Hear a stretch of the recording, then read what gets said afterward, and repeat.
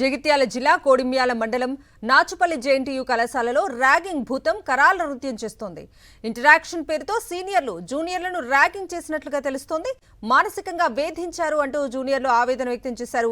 మాదక ద్రవ్యాలపై అవగాహన కల్పించేందుకు ఎస్పీ వచ్చి వెళ్లిన తెల్లవారే ఈ ఘటన జరిగింది. 2 రోజుల క్రితం ర్యాగింగ్ జరిగినట్లుగా సమాచారం. సీసీ కెమెరాలు ఉన్నప్పటికీ సీనియర్లు ర్యాగింగ్ చేయటంపై జూనియర్ల పేరెంట్స్ ఆందోళన వ్యక్తం చేస్తున్నారు. యాంటీ ర్యాగింగ్, ఉమెన్ ప్రొటెక్షన్ కమిటీలు పేరుకే ఉన్నాయని, అవగాహన చర్యలు కనిపించడం లేదని పేరెంట్స్ ఆగ్రహం వ్యక్తం చేస్తున్నారు.